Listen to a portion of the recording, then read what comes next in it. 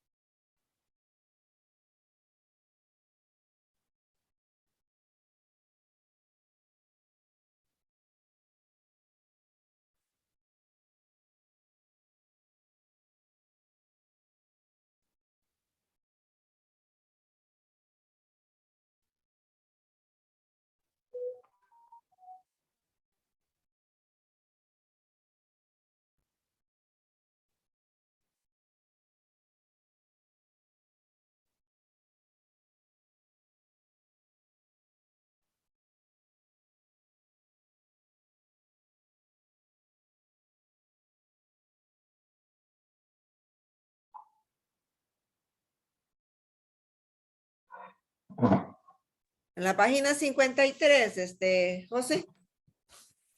Correcto, Anita. ¿Ah? Vamos a empezar, bueno, a partir de la página 55, porque lo otro es como una, digámosle, como una guía para mí. El rechazo de Jesús. Es correcto. 55. Solo usted y yo estamos, ¿verdad? De momento, estoy viendo. Ya don Omar, ya Omar, ya llegó. Ahora los dos, aquí estoy yo también. Caletos, sí. Lo Ya. mismo, de la mañana. Sí, pero falta Franklin. Así. Frank, Oiga, el compañero Eli León ya no está con nosotros. yo creo que sí, nada más que hay veces como que se le dificulta. No, él no ha vuelto a las reuniones. Creo que tengo entendido que él tiene muchos problemas de tiempo y que lo que hacía era pues revisar las reuniones tal vez después cuando el tiempo se lo permitía a él. Pero a Eli se lo comió el león.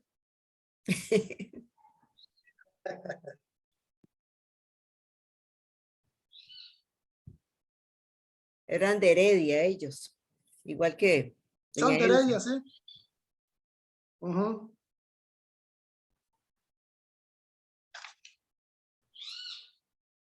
Bueno, esperemos que venga Franklin y le empezamos a dar.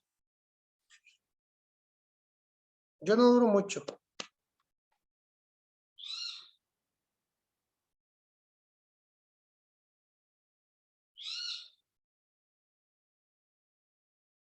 El tiempo que usted no usa, lo uso yo. Es correcto. Porque mío, ¿qué No, fue, Anita? era que el rechazo de Jesús y eso, que el evangelio en estos días, bueno, no sé, un día esto estaba escuchando de los parientes de Jesús. Yo entiendo que eran como los primos, pero después me estaba diciendo, bueno, serán, y ahí uno siempre esquematizaba lo que es un primo, ¿verdad? Un hijo de un tío, una tía. Y entonces yo me ponía a pensar, la Virgen María era hija única también, ¿verdad? Según entiendo, la hija de María fue en la vejez también que concibieron a la Virgen María. Yo he escuchado las dos versiones, Anita, tanto que era hija única como que tenía una hermana que también se llamaba María. Algo muy extraño porque normalmente nunca se repiten los nombres, ¿verdad? De hecho, los padres nunca le ponen su nombre a los hijos. Sí, por eso que cuando habla que la Virgen acompañada de María, la de Cleofás y María, no sé qué, María. Entonces, pero también digo, si no son por parte de la Virgen, por parte de José, se habla de que José, ya el casto José, y por otro lado, eso digo decir que era viudo, que algo así, no sé. Esas cosas no tienen por qué desvelarnos, ¿verdad? Todas esas parentelas, pero pero sí, a veces se le- Simplemente eran parientes, no se saben qué tipo de parientes eran, Eso, ¿verdad? yo creo que eso es lo que hay que entender, que eran parientes y no como uno está esquematizado, ¿verdad? Que primos, que tíos, que cuñados, que... Pero bueno, no, es que ahora que vi el título de eso, que no lo, que dice, no los, el rechazo de Jesús, pero como decía la semana pasada, que lo tenían, lo tenían como por loco, por su, porque hay como hijo de un carpintero y de una humilde hogar de Nazaret, ¿verdad? Con esa sabiduría. Para los que a veces de veras, como dice eso, es más difícil darse a conocer porque ya uno arrastra prejuicios y prejuicios no, ya cuando uno ya le conoce en la familia y la parentela, como que ya no esperan algo diferente. Pero bueno, era eso que quería comentarles, que donde llegó la parentela de Jesús. Sí, pero es que ahí es como ahora que dicen los hermanos de Nicaragua. El hermano brother, es un saludo a todos. Me imagino que así era. Así era antes. Sí, no por eso vamos a ser hermanos de los hermanos Robert. Hey, Una hermano brother. expresión. Sí, Sí somos parientes y familia, pero en lo que ahorita nos va a aclarar aquí un puntico que sí, ahora que estaban hablando de eso, que es muy importante, sí. Pero bueno, eso ahorita lo vemos. Si quieren empezamos, porque Franklin seguro está haciendo comida. arranque, arranque. Bueno, en el nombre del Padre, del Hijo y del Espíritu Santo. Espíritu Amén. Santo. Amén. Señor, a través de tu Santo Espíritu, regálanos lo que nosotros no podemos humanamente tener. Guíanos, abre nuestro corazón, nuestra mente, nuestra alma y permítenos pronunciarte esas palabras de aquel sabio que quería gobernar de la mejor manera, en donde a través de tu misericordia invocaba esa ayuda, ese ocupar de tu Santo Espíritu para poder hacer las cosas de la mejor manera. Ponemos en tus benditas manos en esta mañana y a la Santísima Virgen María también, que interceda por todas y cada una de nuestras intenciones y seguir continuando para honra y gloria de su Hijo amado Jesús, hacer las cosas de la mejor manera. Te alabamos, te bendecimos y te glorificamos y quedamos en la presencia del Padre, del Hijo y del Espíritu Santo. Amén. Amén. En el temita número 6 que hoy nos regala este lindo libro de formación del Evangelio de San Marcos, nos quieren regalar que conversemos, o más bien nos da la oportunidad para conversar un poquito acerca de lo que el título quiere ubicarnos. No todos aceptaron a Jesús, dice el titulito. Anteriormente se ha venido trabajando acerca del Evangelio de San Marcos, del capítulo 3 en adelante. Y se hablaba cómo hablaba Jesús acerca del reino. En este capítulo número 6 nosotros vamos a prestar atención a la reacción que tenían los parientes, los paisanos, cómo reaccionaban los familiares, cómo esa gente en la actuación de Jesús se comportaban, qué decían de él, qué pensaban, por qué pensaban eso, a qué se referían con tantas cosas que entre comillas se convertían en un cierto rechazo. Entonces, para poder entender un poquito más acerca de este capítulo, vamos a iniciar leyendo el Evangelio de San Marcos, precisamente en el capítulo 6 en adelante. Dice la palabra: al irse Jesús de allí, volvió a su tierra, y sus discípulos se fueron con él. Cuando llegó el sábado, se puso a enseñar en la sinagoga, y mucha gente lo escuchaba con estupor. Se preguntaban: ¿de dónde le viene todo esto? Y ¿Qué pensar de la sabiduría que ha recibido con esos milagros que salen de sus manos? Pero no es más que el carpintero, el hijo de María. Es un hermano de Santiago, de José, de Judas y Simón. Y sus hermanas no están aquí entre nosotros. Se escandalizaban y no lo reconocían. Jesús les dijo, si hay un lugar donde un profeta es despreciado, es en su tierra, entre sus parientes y en su propia familia. Y no pudo hacer allí ningún milagro. Tan solo sanó a unos pocos enfermos, imponiéndole las manos. Jesús se admiraba de cómo se negaban a creer. Palabra del Señor.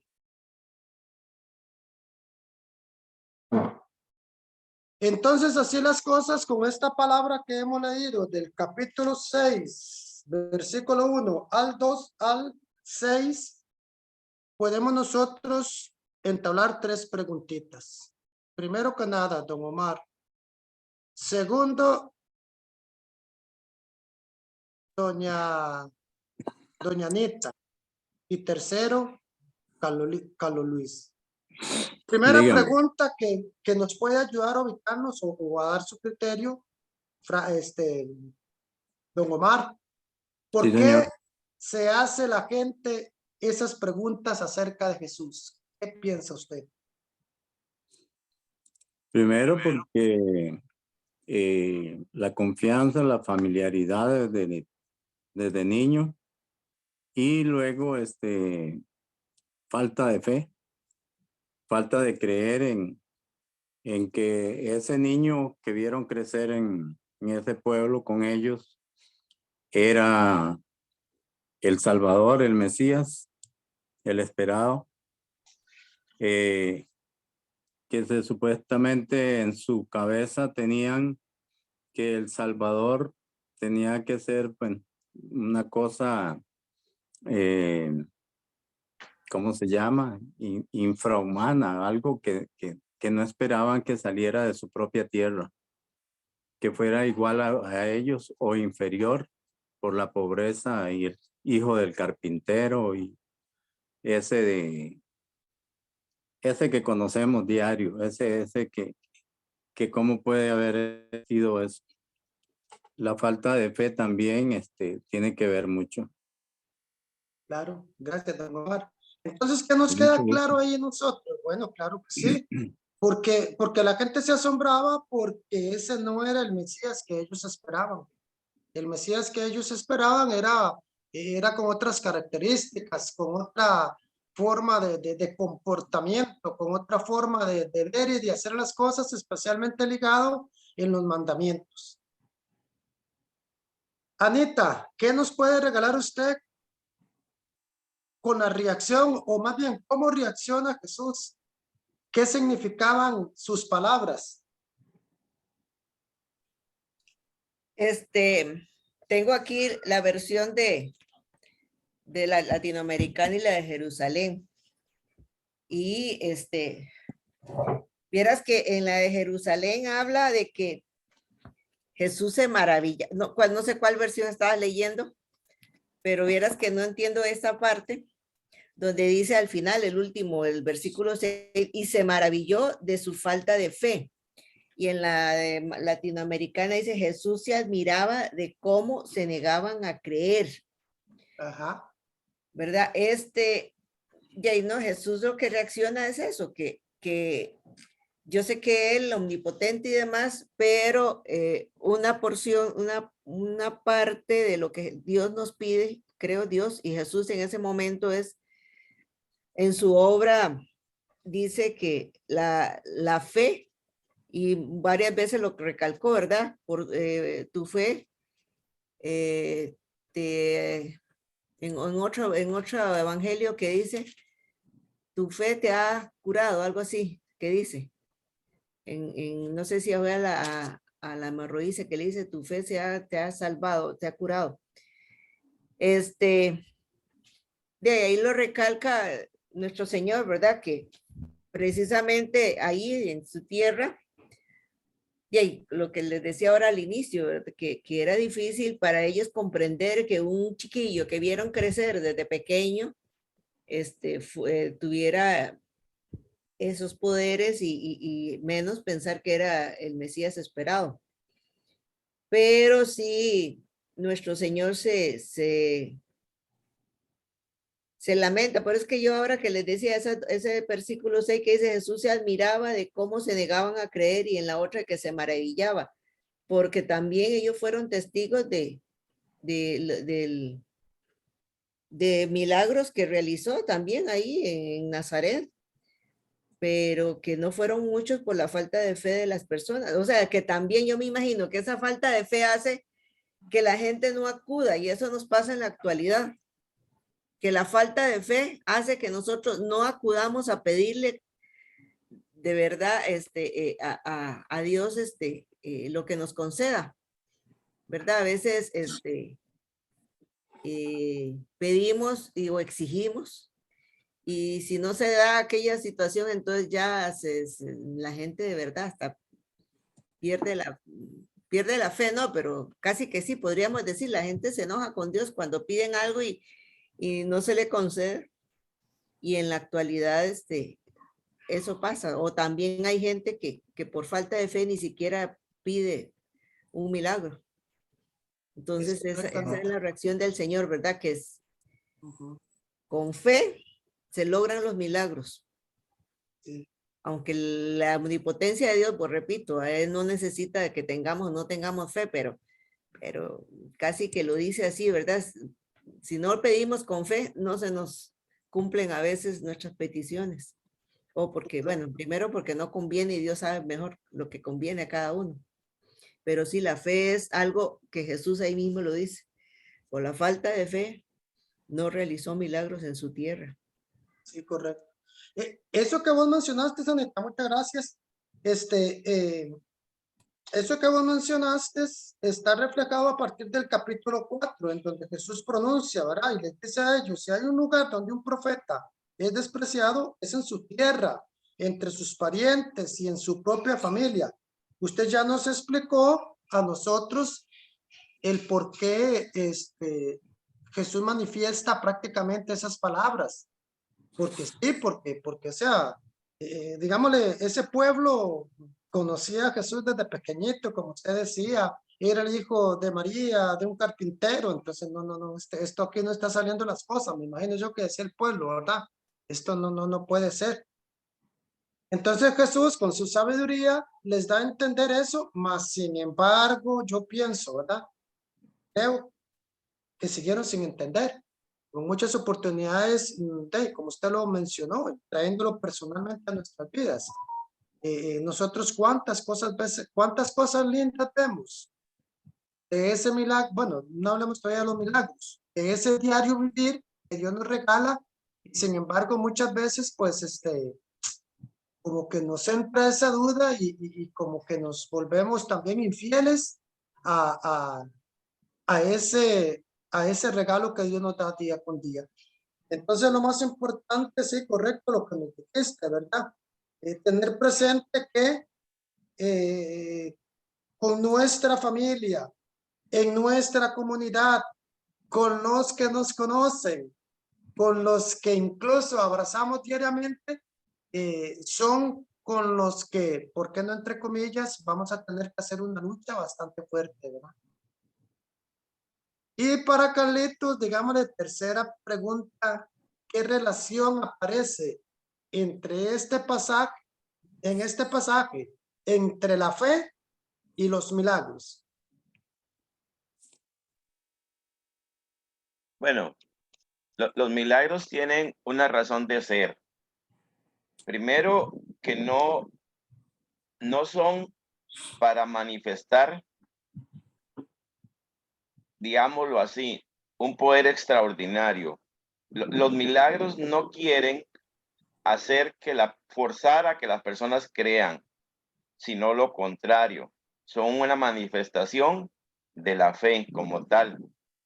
Por eso es que él dice, bueno, me conocen, yo saben lo que es, puedo obrar, pero no creen.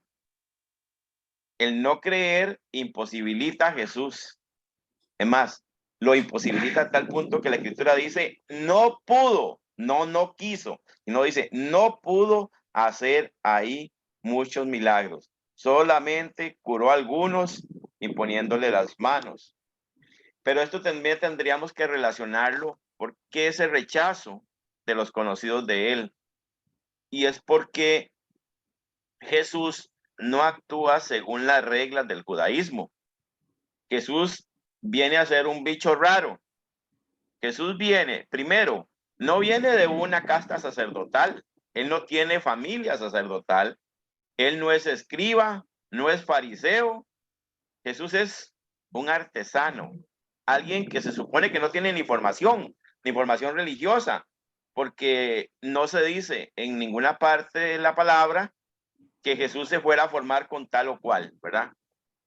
Y Jesús actúa haciendo cosas que normalmente no haría nadie. Toca a un leproso, come con las manos sin lavárselas, se reúne con pecadores, con prostitutas, y eso, ¿cómo era visto en el judaísmo? Como alguien impuro, y alguien impuro no puede estar en una relación con Dios, ¿verdad? Entonces, para ellos Jesús era como un loco, alguien que estaba jodido la cabeza. A pesar de que habían visto el poder que tenía, no creían en él, no tenían fe, querían seguir con el esquema tradicional del judaísmo, ¿verdad? De que, bueno, ahí después es el pleito de San Pablo, ¿verdad? Entre fe y obras, y hablando de obras de la ley, no de otras obras, ¿verdad? Pero ahí hay una correlación directa. Siempre vas a ver que la fe está presente cuando hay un milagro. Siempre la fe. Si no hay fe, pues no hay milagro, porque la fe produce el milagro y al mismo tiempo el milagro fortalece la fe como tal. Eso sería lo que te puedo aportar. Correcto, Carlitos, muchas gracias, excelente. Más bien, o para conclusión nada más, entonces la fe es para siempre, ¿verdad? La fe es mía, propia. Y después de eso, los milagros son pasajeros, o sea, los milagros vienen a través de la fe. Eso es muy importante, más lo que usted nos regaló tan bonito, que es prácticamente casi que el tema que vamos a ver un poquito acerca de la forma en la cual ese pueblo rechazaba a Jesús. ¿Me permite agregarle una frase que encontré por aquí? Claro que sí, don Omar. Dice, la fe es ante todo una ciencia del espíritu, más que una cultura o saber intelectual. Correcto. Es una ciencia del espíritu. Entonces ahí lo que ellos no tenían ahí era esa fe que viene del espíritu para sentir que él era el enviado, el Hijo de Dios, el que podía hacer milagros enviado por Dios. O sea, que el espíritu no estaba en ellos para creer. Correcto, Omar. Entonces, así las cosas, Jesús era rechazado por su pueblo, era rechazado por las autoridades religiosas, ya dijimos, por las autoridades políticas. A ellos no les convenía, o más bien no entendían el modo de actuar de ese Jesús. ¿Por qué? Porque ese Jesús, como Carlito nos dijo, ese montón de características que hacían que fuera rechazado, podemos agregarle que consideraba al hombre más importante que el sábado, que se sentaba a comer con los publicanos, con los pecadores. Todo esto entonces les resultaba escandaloso y les parecía imposible que él fuera a ser el Mesías, el enviado por Dios. Y entonces ahí es donde se presentan ya diferentes circunstancias en donde Jesús es rechazado con un rechazo hasta la muerte.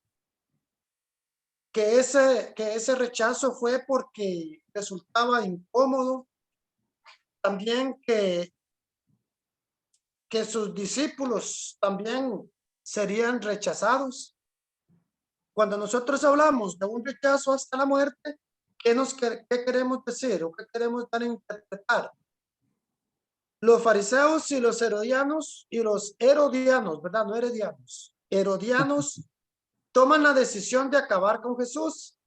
Y eso está escrito en el Evangelio de San Marcos, en el capítulo 3. ¿Por qué? Sus paisanos no creen en él. Si seguimos leyendo en el capítulo 6 en adelante, nos damos cuenta que no asimilaban, no entendían, no comprendían los signos, ¿verdad? Y por eso Jesús en la segunda parte del Evangelio les anuncia por 3 veces que este rechazo les llevaría a la muerte. Los jefes de los sacerdotes entonces, ¿qué empezaron a planear? Su arresto, su muerte. Y lo llevan a cabo esa muerte, ese rechazo hasta la muerte lo llevan a cabo con la ayuda de Judas, con la ayuda de uno de sus discípulos. Y no es nada que más tarde, ¿verdad? Si seguimos leyendo el Evangelio, nos damos cuenta que los demás discípulos también lo abandonan y que Jesús muere en la cruz prácticamente solo, abandonado. Entonces, es todo, digamos, un complot de algunos que ya iban con ese pensamiento de querer hacerlo intencionalmente. Y otros que por miedo, que por temor, que por dudas, que por cuestionamiento, se involucraron en esa muerte involuntaria, llámese en discípulos, ¿verdad? A que ese Jesús fuera clavado en esa cruz. ¿Por qué les resultaba incómodo a este pueblo, a estos dirigentes publicanos, pecadores, religiosos, políticos? Porque ya habíamos mencionado anteriormente que la forma de comportamiento, la forma que llevaba el mensaje Jesús, la forma que predicaba, su forma de actuar, a todos ellos les resultaba incómodo. Todos los cimientos, todos los pilares sobre los que se asienta la estabilidad del ser humano, en lo religioso, en lo social, en lo familiar, en lo político, en lo económico, cambia profundamente la imagen que tenía de Dios y de las cosas. O sea, ellos tenían otro pensamiento, digámosle, como más sujeto a lo que eran las leyes. Esta forma escandalosa para ellos, ¿verdad? De que Jesús decía que actuaba en el nombre de Dios, pues no les cabía, no les funcionaba en su mente.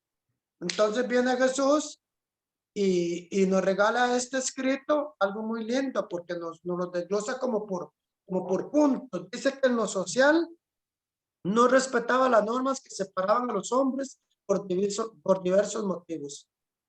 Siempre Jesús, en todo lo que hacía y decía, buscaba salvar a las personas y crear una gran fraternidad entre todos los hombres, enfrentándose a costumbres, oigan, que tenían valor de ley. Ahí era en donde entonces ya empezaba Jesús a distorsionar la mente y el pensamiento de esos que, entre comillas, pues no, ¿cómo viene a cambiar ese montón de cosas? Y en lo familiar, ¿qué fue lo que pasó en lo familiar? Que alteró el orden establecido.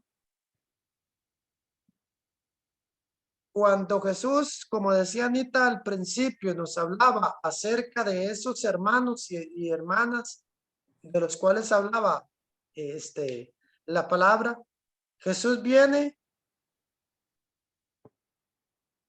a darles un mensaje que para ellos era muy difícil aceptarlo, claro, que la verdadera familia no es la de sangre, sino la que cumple la voluntad de Dios. Cuando en el Evangelio nos regala a nosotros la expresión de este temita de de la familia, ¿verdad? Pues para nosotros hoy en el Evangelio de San Marcos, en el capítulo 3, nos habla acerca de esto, ¿verdad? De los hermanos de Jesús. A nosotros tal vez nos puede quedar un poquito claro ahora. ¿Por qué? Porque nosotros conocemos por el pasar del tiempo que en ese entonces los judíos se llamaban a veces hermano o hermana a los parientes cercanos y eso, ¿verdad? Pero en ese momento, imagínense ustedes, vayámonos nosotros a esa época, pues nos hubiera costado también entender esas cosas. Pero lo más importante de esto es que Jesús, vuelvo a repetir, quiere dejar claro que la familia prácticamente también es aquella que cumple la voluntad de Dios. Y también quiere dejar claro que la familia es secundaria. Ojo, ya qué importante esto, ¿verdad? La familia es secundaria en el reino de Dios. O sea, está primero el reino de Dios, llamémosle Jesús, y después la familia.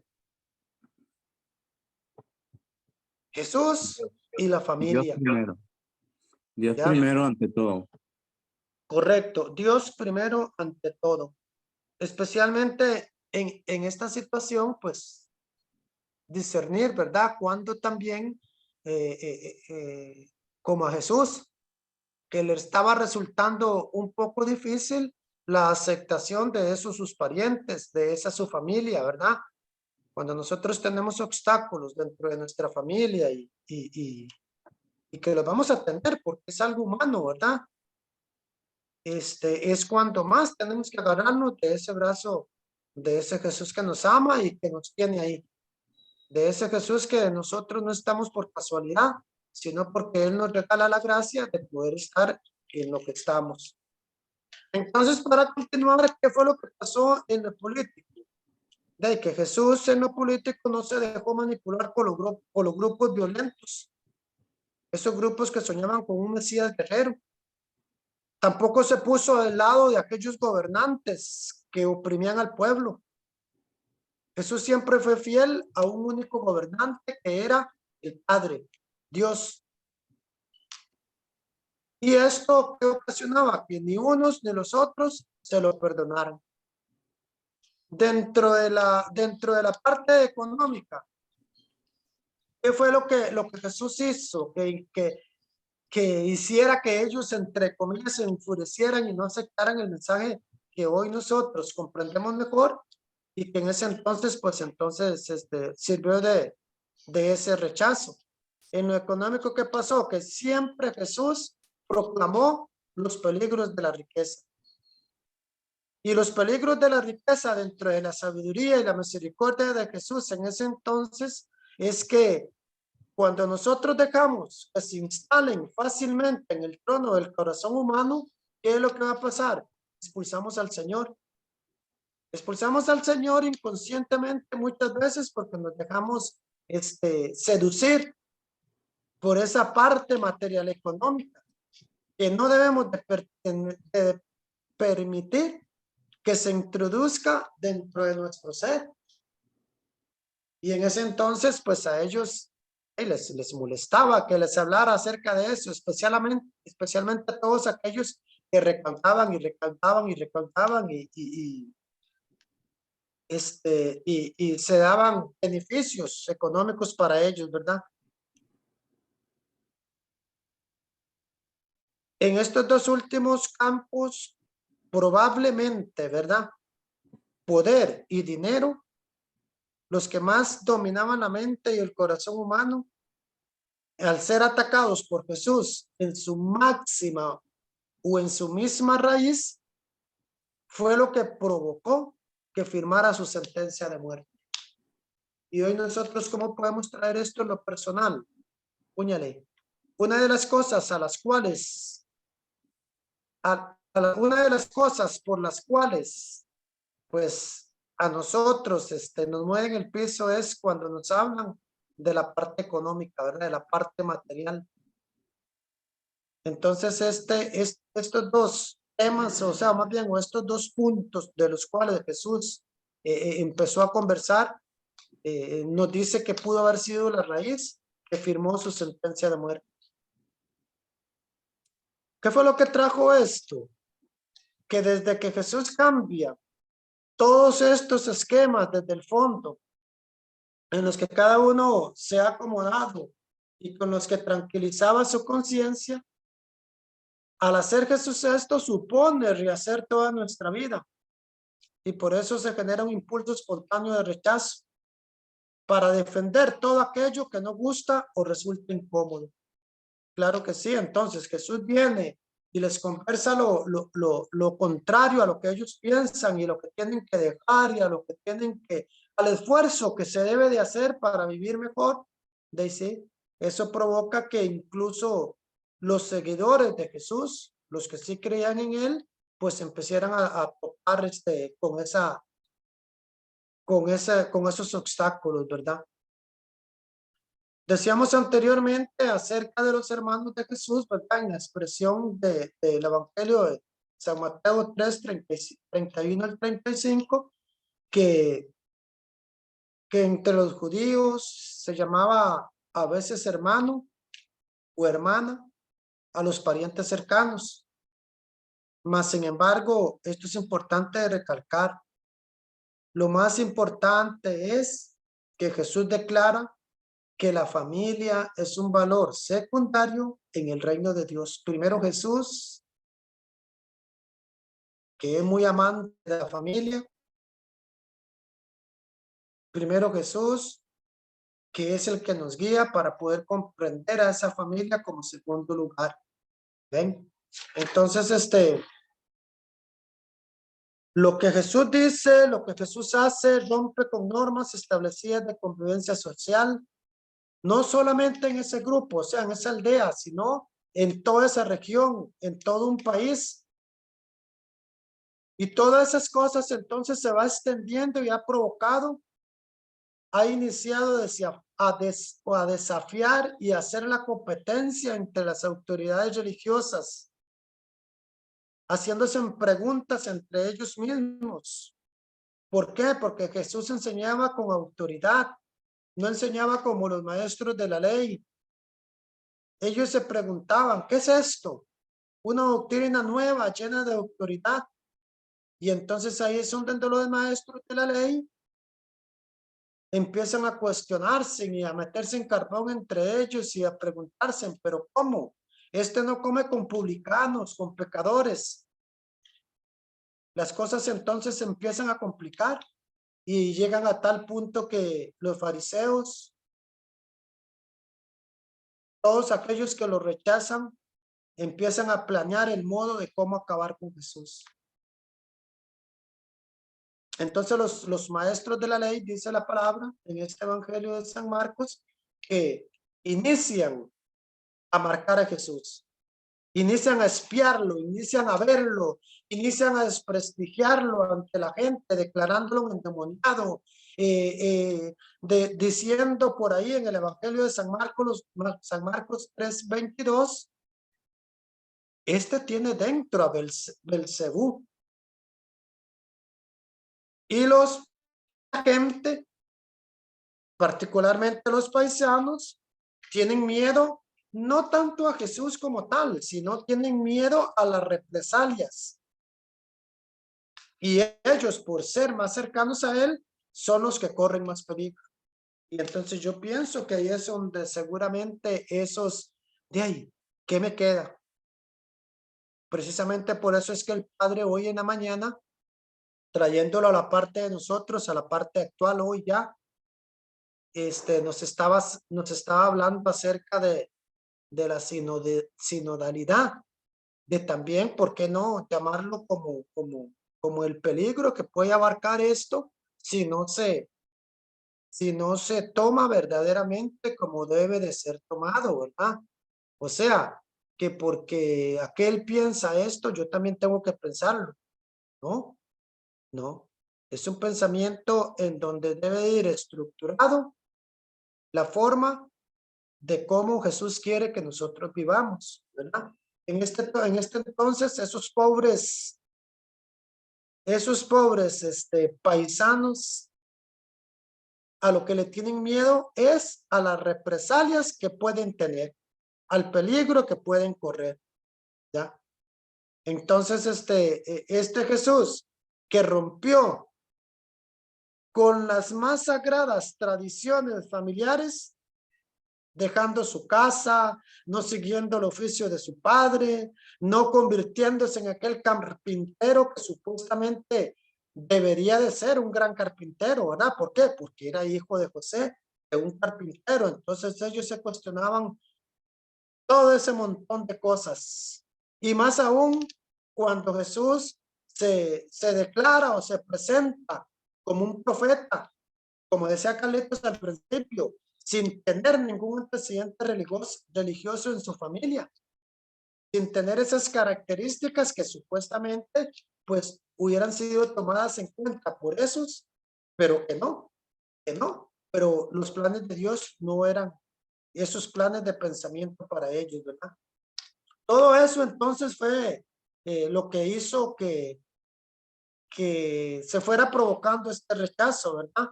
El miedo a lo desacostumbrado generaba todo un movimiento de repulso que entonces empujaría a la muerte a Jesús. Cuando a nosotros nos habla acerca de ese Jesús que se sorprendió, como decía doña Anita hace un rato, ¿verdad? Se sorprendía por esa falta de fe que está también contemplada ahí en el Evangelio de San Marcos en el capítulo 6. Indudablemente Jesús, dolido por su actitud, les recuerda ese viejo refrán, ¿verdad? Ningún profeta es respetado en su lugar de origen. Ningún médico hace curaciones entre sus conocidos. Y más aún cuando Jesús, por esa falta de fe, no pudo hacer allí ningún milagro, ¿verdad? Cuando nosotros nos cerramos, cuando nosotros no dejamos que Jesús se actúe en nosotros, cuando nosotros planteamos o queremos plantear las cosas diferente a los planes de Dios, pues estamos también siendo obstáculos y nos estamos volviendo rebeldes en la fe. Entonces aquí nosotros podemos hacernos una pregunta. ¿Qué excusas nos buscamos para hacer que ese no creer en Jesús lo estamos alimentando? ¿Ven? Entonces, cuando nosotros cerramos nuestro corazón, cuando nosotros no permitimos que nuestra fe avance en gracia, entonces estamos siendo también como aquellos que en su determinado momento no se abrían al pensamiento de esa estructura nueva que simplemente era lo que iba a cambiar todo, especialmente en el amor.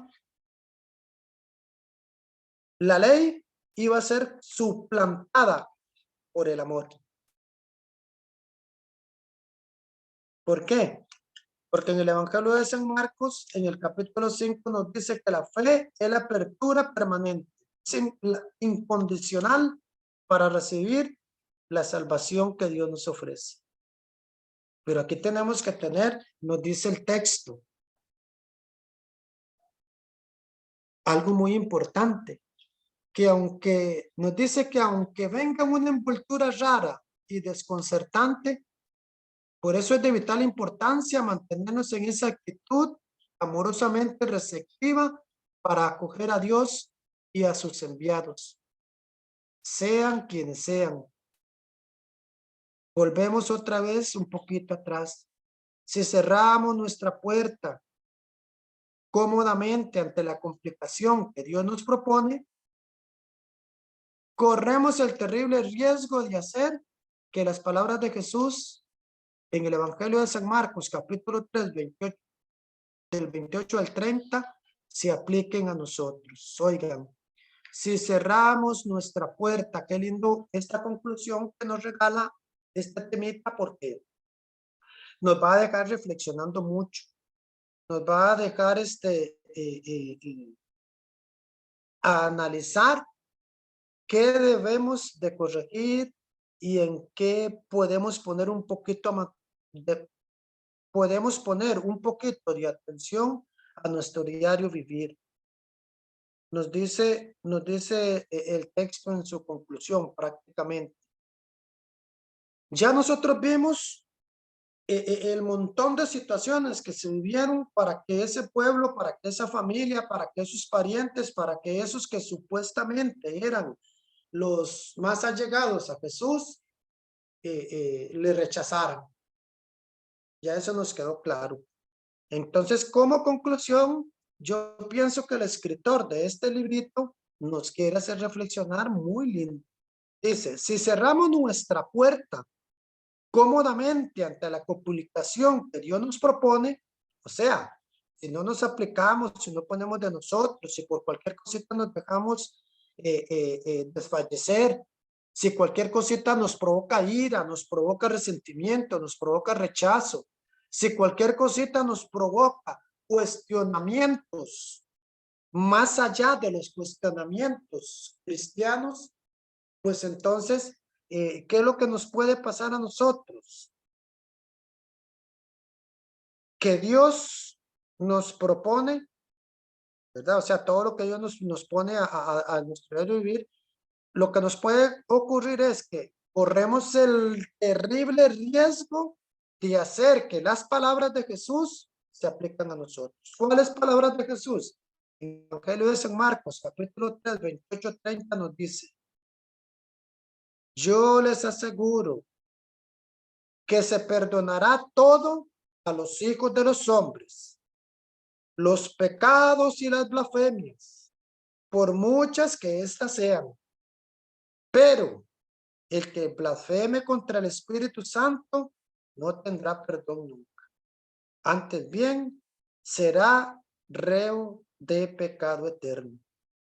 ¿Ven?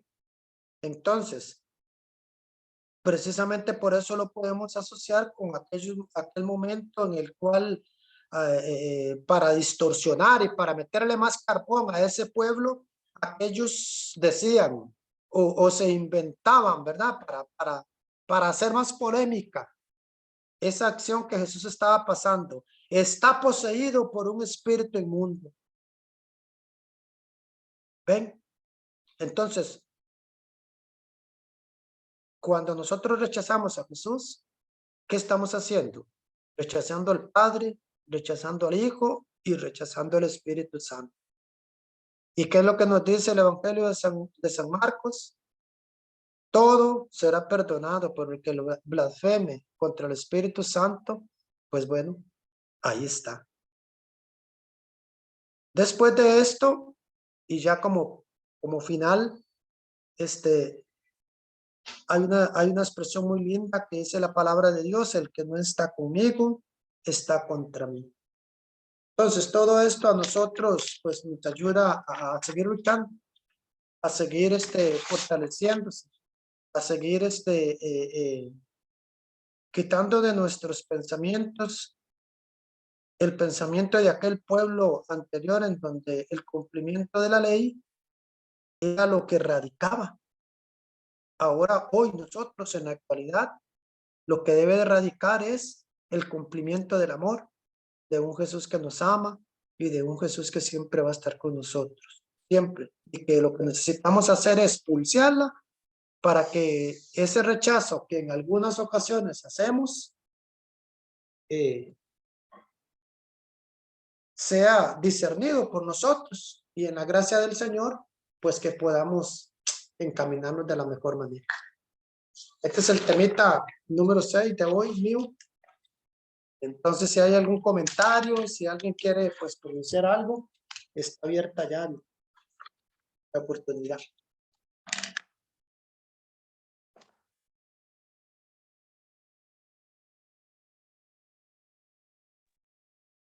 Pues no veo a Anita con ganas de comentar. Marco no está y solo estoy yo, entonces también ya van a ser las 11, son las 11:22 y escuchar y escuchar, escuchar es cansado. Ya veo a Anita como a veces le quiere cerrar los ojitos. Así que creo que mejor pues tratamos de desarrollar un poquito el temita que número 7, creo que sí. Y todos Correcto. comieron, ¿verdad? Yo antes de empezar el tema, pues quisiera como ambientarlos o que nos ambientemos en realmente en qué es lo que estamos, ¿verdad? Estamos tratando de entender el Evangelio de Marcos. No para entender cada parte, sino para entenderlo en su totalidad, ¿verdad? Okay. ¿Quién fue Marcos? ¿Cuándo escribió? ¿Por qué escribió? Lo que yo he podido averiguar, Marcos es el primero. Anteriormente se consideraba que Mateo era el primero que había escrito, ¿verdad? Y que por lo tanto la gente decía, ¿para qué voy a leer a Marcos si en Mateo está el 80% en Mateo está el 80% de Marcos? Entonces, era como que Marcos era un extracto de Mateo. Entonces, si leo a Mateo, ya leí a Marcos, ¿verdad? Pero con el tiempo y las investigaciones se llega a determinar que en realidad Marcos escribió primero. Marcos es no un discípulo de Jesús, sino que él se llama Juan, en realidad. El nombre judío de él es Juan. El nombre latino o romano es Marcos, el que va a prevalecer después. Ahora, Marcos se sabe que es un discípulo directo de Pedro, es primo de Bernabé, que lo lleva en uno de los primeros viajes de Pedro, de Pablo y Bernabé.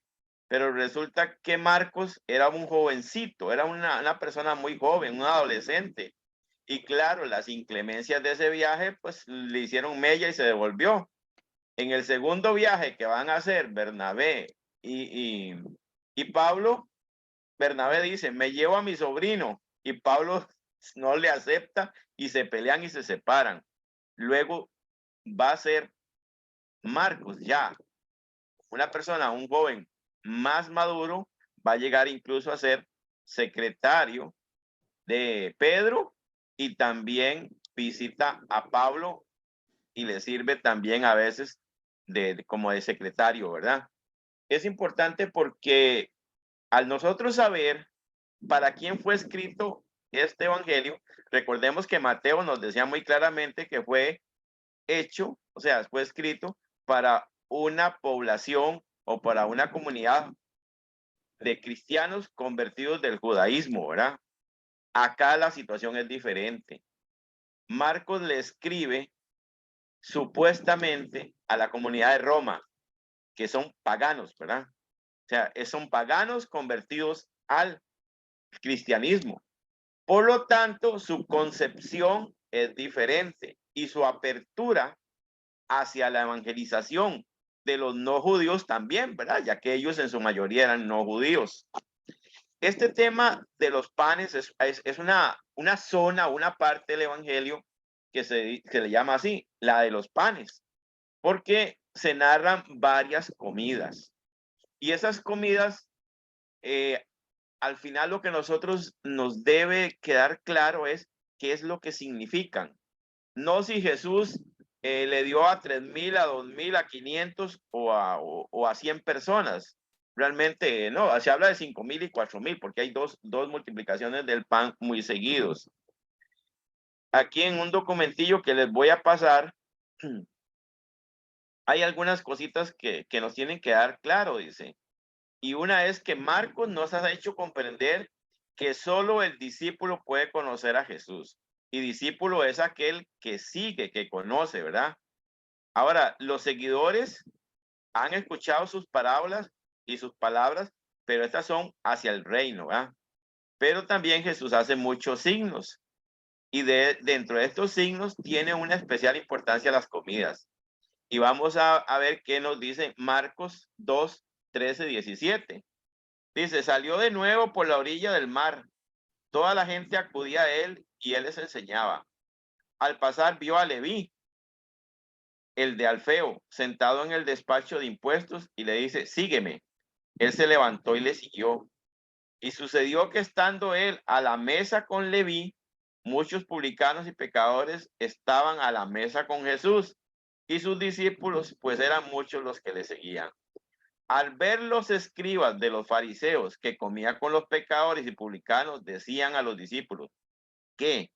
¿Es que come con los publicanos y pecadores? Al oír esto, Jesús les dice, no necesitan médicos los que están fuertes, sino los que están mal. No he venido a llamar a justos, sino a pecadores. Bueno, aquí podemos ver que, a diferencia de lo que hacían los fariseos, que solo comían entre los mismos, Jesús se sentó con Leví o con Mateo, que es el mismo, ¿verdad? Mateo, el que se supone que escribió el evangelio que estuvimos analizando anteriormente.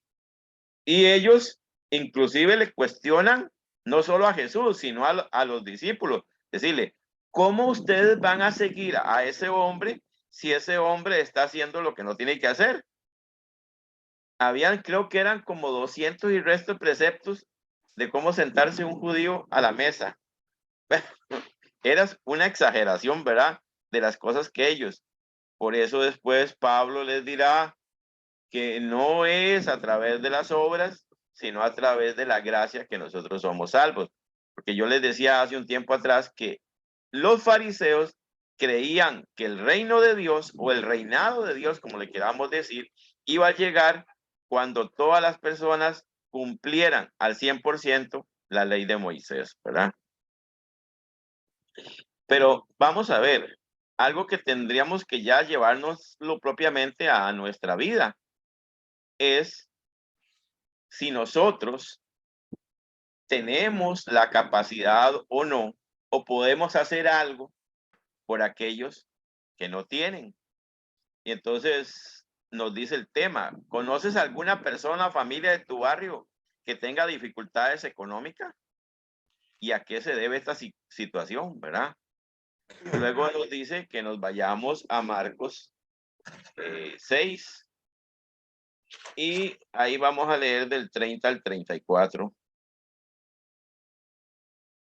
Dice, los apóstoles se reunieron con Jesús y le contaron todo lo que habían hecho y lo que habían enseñado. Él entonces les dice, venid también vosotros aparte a un lugar solitario para descansar un poco, pues los que iban y venían eran muchos y no les daba tiempo ni para comer. Y se fueron en la barca aparte a un lugar solitario. Pero les vieron marcharse y muchos cayeron en cuenta y fueron allá corriendo a pie de todas las ciudades y llegaron antes que ellos. Y al desembarcar vio mucha gente, sintió compasión de ellos, pues estaban como ovejas que no tienen pastor y se puso a enseñarles. Bueno, este es un apartado bastante largo. No lo vamos a leer completo porque ya no lo sabemos. Es el de la primera multiplicación de los panes, ¿verdad? Pero acá algo que nos tiene que hacer a nosotros reflexionar es la comparación que se hace, ¿verdad? Entre lo que es las comidas, la multiplicación del pan y la Eucaristía.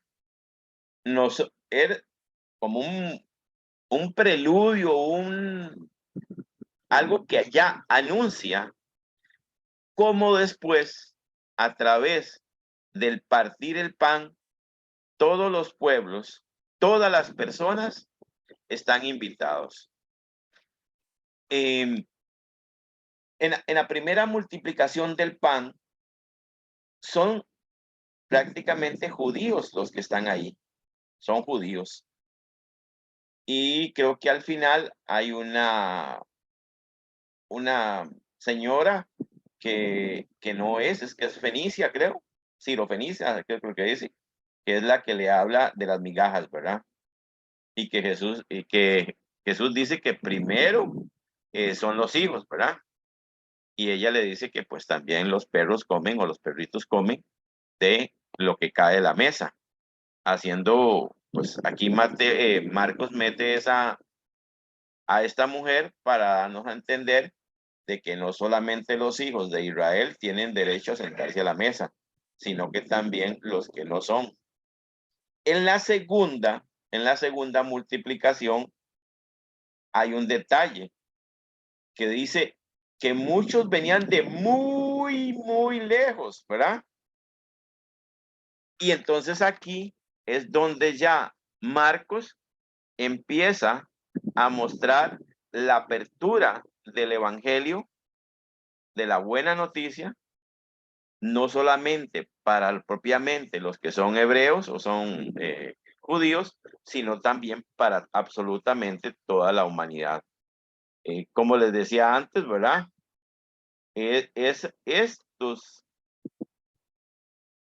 Esta creencia del pueblo judío, ¿verdad? De que solamente ellos, Marcos nos dice que no, que la salvación, hablando de que la salvación es Cristo, es para todos. Y vamos a leer un poquito aquí, dice, acerca de los milagros de Jesús, que tocaría con lo que nos decía José. Dice, mucha gente busca milagros, hechos magníficos y maravillosos que rompen las leyes de la naturaleza y confunden milagros con magia. Otros buscando también milagros acuden a horóscopos, echadores de cartas, medium. Pero los milagros de los evangelios no son nada de eso.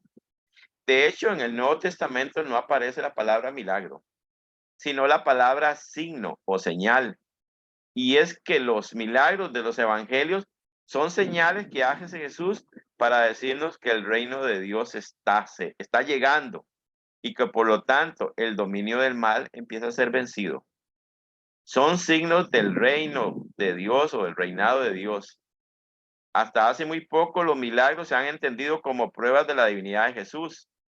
Pero los milagros son mucho más que eso, son signos del reino de Dios que ya se ha hecho presente en Jesús y por eso tiene poder para hacer callar el viento y al lago. Marcos 5, 35, 41. Para liberar a los hombres sometidos al mal, Marcos 5, 1, 20. Para cualquier enfermedad, Marcos 21, 34. Y eso todos, dice. Lo realiza para decirnos que hay una semilla sembrada en el mundo y que esta vida del reino definitivo es para todos, ¿verdad? Para entender y realizar los milagros, Jesús pide fe. Hija mía, tu fe te ha salvado. 5:34. Pero los milagros no son pruebas que lleven a creer. De hecho, la reacción de algunos curados o del pueblo ante los milagros hechos por Jesús es diferente. La de los fariseos responden con incredulidad y el pueblo da gloria a Dios, ¿verdad? Dice, Marcos también encontró relatos de milagros en su comunidad y quiso incorporarlos al evangelio. Vea, yo después de leer y releer esto, para mí lo más importante, o lo que yo considero el centro de esta enseñanza, de esta sección de los panes, es la comunidad, la comunión de los creyentes, la comunión, y ahí entramos y seguimos, porque en el evangelio no hay discontinuidad. Hablamos de que la comunidad es tan importante que nos decía José, que la familia pasa a segundo plano.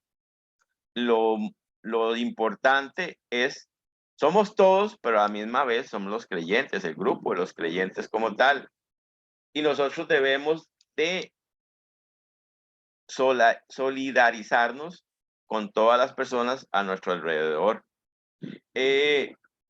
¿José va a poder hacer el milagro de multiplicar el pan? Pues yo creo que no, ni Anita, ni Marcos, ni ninguno de nosotros. Pero sí podemos hacer el milagro de compartir algo de lo que nosotros tenemos, porque eso sí lo podemos hacer. Y ahí estaremos haciendo lo mismo que hizo Jesús, calmar el hambre de una persona.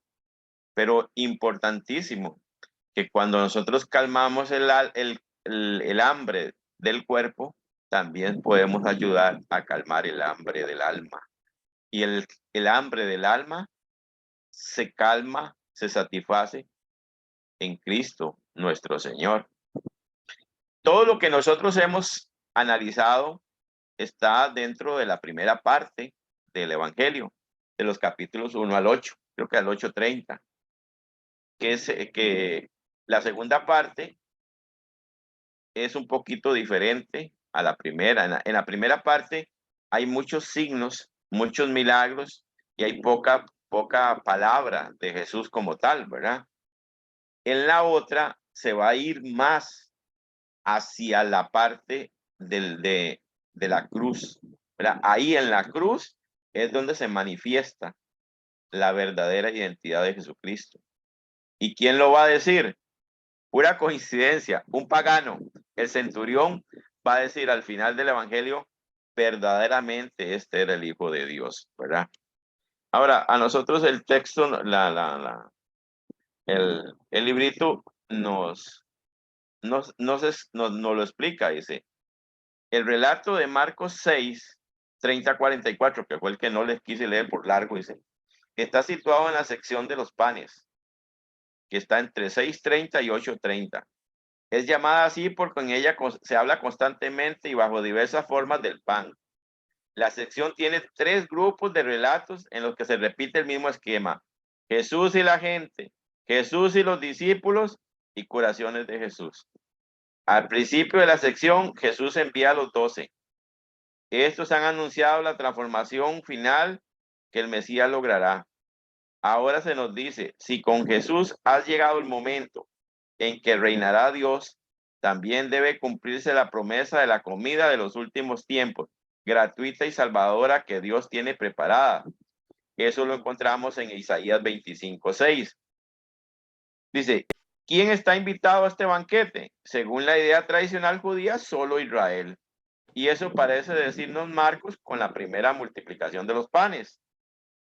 La invitación al banquete del reino es para Israel, pues Jesús está en territorio judío. Cuando continuamos leyendo el evangelio, nos encontramos con el pasaje de la mujer pagana. La confianza de esta mujer hace que Jesús acepte en esa gran comida el fin de los tiempos, también a los no judíos. O sea que al final los no judíos también iban a ser aceptados. En este encuentro de Jesús con aquella mujer, abre la puerta al relato de una segunda multiplicación. Ahora la mesa puesta por Jesús está preparada para los que vienen de lejos. En el 8:3 así lo dice. Para todo el mundo, también para los no judíos. Marcos da un paso más al banquete del reino. No está invitado solo Israel, está invitado toda la humanidad. Pero ¿qué podemos ir nosotros sacando de este pasaje? Dice, aquí se habla de 3 cosas muy importantes. En Jesús se cumplen las promesas del Antiguo Testamento. Por eso, estas escenas, esta sección de el pan, tiene un paralelo con el Antiguo Testamento. Recordemos que Mateo relacionaba mucho el Antiguo con el Nuevo Testamento para que los judíos, que era comunidad a la que él escribía, supiesen que en Jesús se cumplían las profecías del Antiguo Testamento. Bueno, Marcos hace una referencia también a Isaías, donde dice que al final de los tiempos se va a alimentar gratuitamente al pueblo como tal, ¿verdad? Dice, Jesús se coloca al frente de este nuevo pueblo, lo reúne, lo instruye y lo alimenta. O sea, vamos a ver qué es lo que hace Jesús con nosotros hoy en día. Jesús está en el frente, ese es el principal. Nos reunimos, Dios nos habla y Dios nos alimenta. ¿A qué les sabe eso? A ustedes. A Eucaristía, ¿verdad? Aunque tiene el micrófono apagado, le entendí Eucaristía, ¿verdad? Exactamente. Jesús es el principal. Por eso nuestra vida tiene que ser cristocéntrica. Nos reunimos en iglesia. Nos instruye y nos alimenta. Qué bello. O sea, y eso fue lo que Jesús hizo con el pueblo en aquel momento, ¿verdad? Luego, otra cosa, otra parte importante. Los discípulos aprenden de Jesús cuál es su misión. ¿Y cuál es la misión? El servicio al pueblo, al nuevo pueblo. ¿Y qué es un diácono? Un servidor. ¿Qué es un obispo? Un servidor. ¿Qué es un sacerdote? Un servidor. ¿Solo ellos? No. Todo el Bautizado. pueblo es sacerdote, profeta y rey, ¿verdad? Este es el sacerdocio real, ¿verdad? Porque el sacerdocio ministerial es el que tiene los ministerios. Entonces, Jesús en esto, porque hay un punto que tal vez no se lo toqué ahí. Cuando Jesús alimenta a la población, no les da él directamente, sino le dice a los discípulos, vayan y pregunten, ¿cuánto tienen? Los discípulos van y traen, y después Jesús hace la multiplicación y les dice, vayan y denles ustedes. Jesús haciendo milagro podía haber así, le dice, ¡pum! Y a cada uno le apareció el pan en la mano y el pescado. Pero no, Jesús manda a sus discípulos porque estos tienen que servir de intermediarios. Y el otro punto que nos dice, todos participan en la misma mesa. Ya no hay distinción entre judío y pagano, entre hombre libre y esclavo, entre mujer y hombre. Y hoy en día, a veces a nosotros, no crean, nos quedan reminiscencias de actitudes.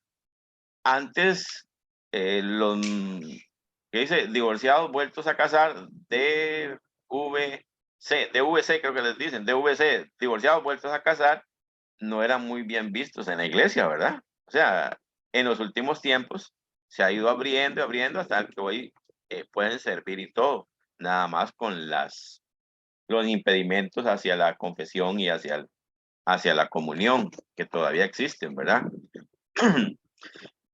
Pero también nosotros muchas veces,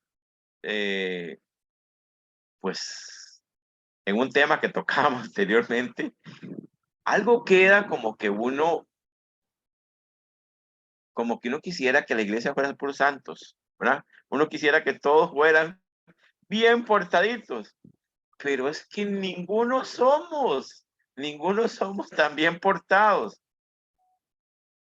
Yo, digamos, a veces tal vez, yo no sé ustedes qué piensan de mí, pero ustedes han visto que yo soy un poco más,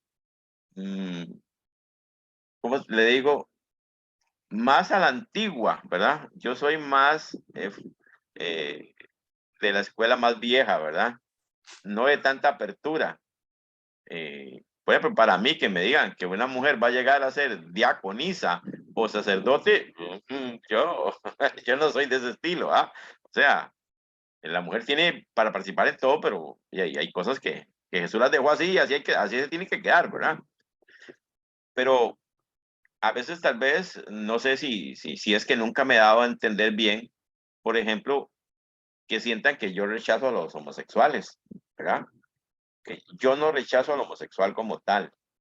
Yo lo que no sería capaz de aceptar es lo que el Padre decía en la mañana, que se vea como bueno lo que la misma palabra de Dios dice que no es bueno. Si una persona tiene un pecado, tiene todo el derecho de acercarse a la iglesia de Cristo para crecer en ella y luchar y que todos luchemos juntos para salir de nuestros defectos y de nuestros pecados, ¿verdad? Es lo que yo pienso. Y así la iglesia tiene que estar abierta para recibir a todos, si no, es como que un hospital dijera, no, aquí solamente recibimos a los que estén apenas un poquito enfermos. Y a los que están enfermos, no, porque esos huelen feo, esos aquí, esos allá. No, la iglesia es un hospital. Y como un hospital, ¿a quiénes recibe? Pues a los que están enfermos y quieren curarse. ¿Para qué va a ir usted a un hospital si usted no quiere curarse? O sea, si usted quiere seguir en lo mismo, nadie lo obliga a usted a ir a la iglesia. Y el padre lo decía temprano. Y si usted no está de acuerdo con lo que la iglesia enseña, y váyase.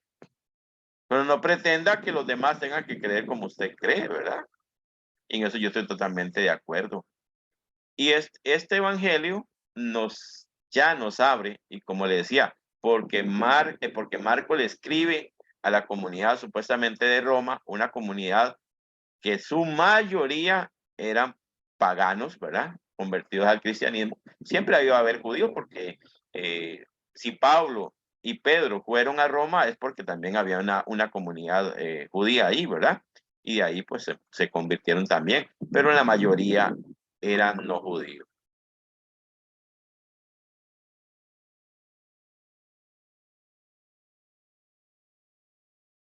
Dice, la comida nace de la disponibilidad y generosidad.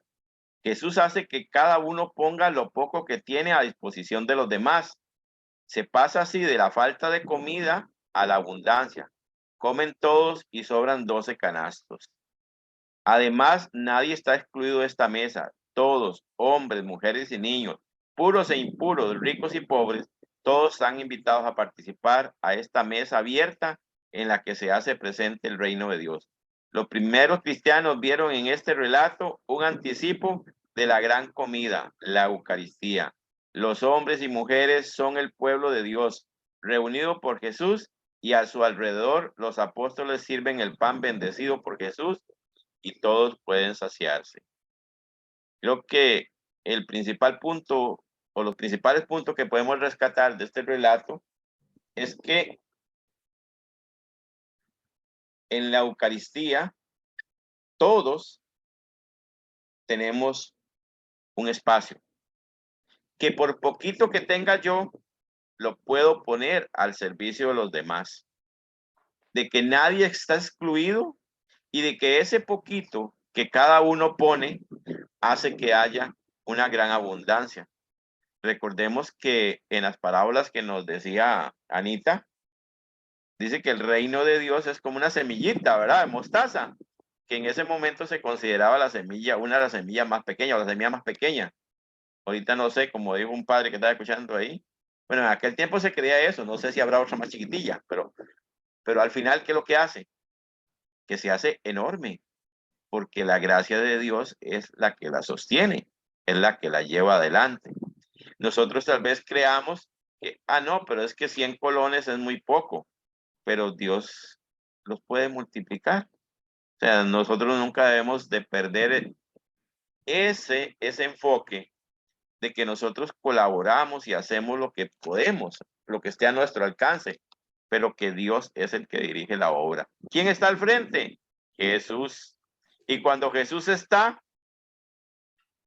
todo se puede. Así que tengamos fe en que la iglesia, con el poquito aporte que nosotros hagamos, va a poder hacer grandes obras, porque Jesús es el que hace la obra. Nunca excluyamos a nadie, siempre estemos prestos a ayudar, a servir.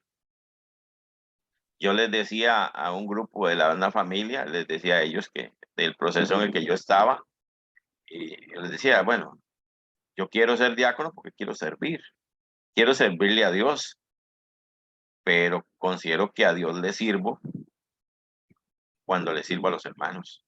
Porque yo voy a servirle a Dios, le voy a limpiar los zapatos. ¿Qué voy a limpiar los zapatos? No tiene zapatos. ¿Qué necesita Dios de mí? Absolutamente nada. Dios no necesita nada. Dios no necesita de mí, ni que lo adore, ni que le ore, ni que le hable, ni nada, nada, nada. Dios no necesita nada. Dios es perfecto, lo tiene todo, ¿verdad? Pero sus hijos, mis hermanos, sí necesitan. Tal vez dice, como dice Pablo, no tengo oro ni plata, pero lo que tengo te lo doy. ¿Y qué es lo que tengo? A Jesús, a Jesús. Y el que tiene a Dios dice que no le falta nada. Aprendemos a ver la vida de otra manera. Bueno, como dijo José, si quieren comentar algo, ¿verdad? Si no, pues ya por aquí vamos terminando, porque para mí esos eran los puntos más importantes. Recordar el paralelismo de la comida con la Eucaristía, ¿verdad? Es un preanuncio, una prefiguración de, y que Marcos lo que busca es darnos a entender que el reino de Dios ya está aquí y que Jesús es el Hijo de Dios. Y ya veremos en la segunda parte del Evangelio cómo se manifiesta más hacia el final en la cruz de quién verdaderamente es Jesús, ver el verdadero rostro de Jesús, ¿verdad? Sí, estaba pensando ahorita, muy lindo o sea, qué lindo que es conocer de todo eso y darse uno cuenta también de que toda esta formación pues le ayuda a uno a ubicar un poco más el pensamiento que tiene, ¿verdad? Hoy en la mañana Franklin creo que fue que pasó un mensajito muy lindo, ¿ya? Que decía que en la iglesia ninguno sobra, ninguno está de más. Que en la iglesia hay espacio para todos, así, a como somos nosotros, ¿verdad? Y abajo, el Papa Francisco dice también, ustedes no están aquí por casualidad. Entonces, todo esto que usted mencionó al final, ¿verdad? De que debemos de tener confianza y fe de que lo que uno aporta, no porque lo necesite Dios, ¿verdad? Ni nada de eso, sino porque nos invita a ser servidores, pues sí, hay una esperanza y hay una luz que se debe engrandecer en la gracia y en la misericordia que tiene Dios para todos y cada uno de nosotros. Muy lindo estuvo bastante bonito y Dios permita que nos enriquezcamos más y más, ¿verdad? Estoy muteado yo mismo. Vea, yo lo que los invito a ustedes es a leer el documento siempre, ¿verdad? Todo completo Sí, y despacito. Yo, para irme preparando para esto, digamos, yo lo leí todo, hasta las instrucciones. Yo siempre leo los libros que yo empiezo, no los empiezo propiamente en el material, sino que yo empiezo con los prólogos y todo para ambientarme, ¿verdad? Y yo los leí, y aparte de eso, pues yo siempre vivo buscando otras fuentes de información para complementar, ¿verdad? Para complementar. Y este librito, ahí hay una parte que se llama bibliografía, ¿verdad? Y hay un señor que se llama Salvador Guijarro, algo así, Guijarro, y menciona un libro, ¿verdad? Entonces yo me fui y lo busqué y lo bajé. Claro, cuando se llama Comentario al Nuevo Testamento, ¿verdad? Es grandecito, son 700, como 750 páginas, ¿verdad? Pero yo le digo, es algo muy importante que nosotros como diáconos lo leamos, los que estamos en este proceso. ¿Por qué? Para hacernos una idea de todo el Nuevo Testamento, porque ¿de qué vamos a hablar principalmente nosotros? Del Nuevo Testamento, porque el Nuevo Testamento es la alianza con Jesús Cristo, ¿verdad? Y pues si alguno lo quiere, yo con mucho gusto se lo envío, ¿verdad? O le paso el enlace para que lo baje, porque como es grandecillo, a veces no pasa por mensaje, ¿verdad? Así, pero sí es muy bueno, mira que es muy bueno. Y él te va a explicar desde Marcos, que es Mateo está de primero en la Biblia porque se creyó que era el primero. Ahora habría que poner a Marcos de primero, ¿verdad? Pero hasta el Apocalipsis. Él tiene comentarios sobre todo el Nuevo Testamento. Por eso es grandecillo. No precisa leerlo en un solo día. En un solo día no precisa leerlo.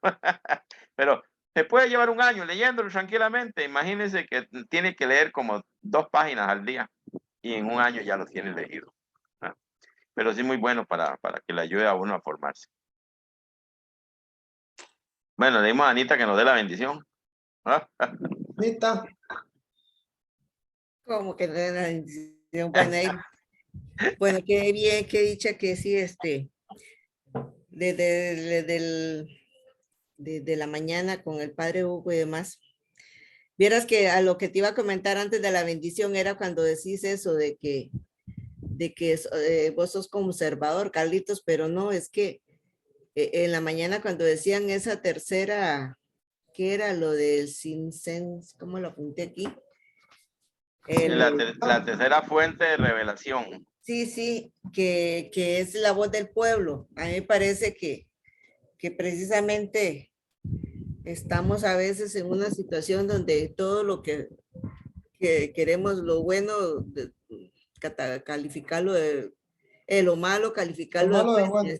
Sí, y precisamente eso que dice usted, que ahora hay tantos movimientos raros de género, de trans y de todo eso que aparentemente son buenas y que Dios, bueno, el Papa Francisco dice que a todos nos ama Dios, pero eso no significa que entonces la iglesia tenga que, ¿cómo es que decía Padre Hugo ahora? Que la iglesia se acople a lo que el mundo quiere o a que el pueblo quiere.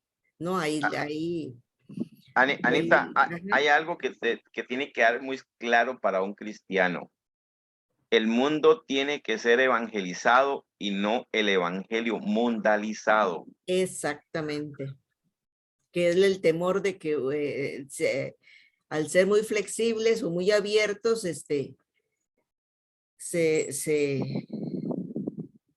porque es mejor que seamos poquitos los que quedamos. Y Eso no, mismo pasaba con el pueblo de Israel. Si usted lee toda la historia de Israel, en Israel, los que le hacían caso a Yahvé eran unos 4 pelados. El resto hacía lo que le daba la gana. Y cuando usted lee, usted dice, sí, pero esta gente, Dios los castigaba y los castigaba según la mentalidad de ellos, ¿verdad? ¿Por qué eran? ¿Por bien portados? No, porque transgredían la alianza una y otra vez. Y ya se arrepentían, iban y pum, y otra vez, y otra vez. Si no lea Jueces para que vea los ciclos, ahí, los ciclos de las cinco estaciones se repiten 7 o 9 veces, exactamente lo mismo, ¿verdad? Y nosotros tenemos que entender eso, de que a la iglesia se va pecador para ponerse en las manos de nuestro Señor para que nos ayude a llegar a ser santos. Eso es, Jesús dice, sed santos como mi Padre es santo. O sea, nosotros no podemos pretender ir a la iglesia para seguir siendo los mismos.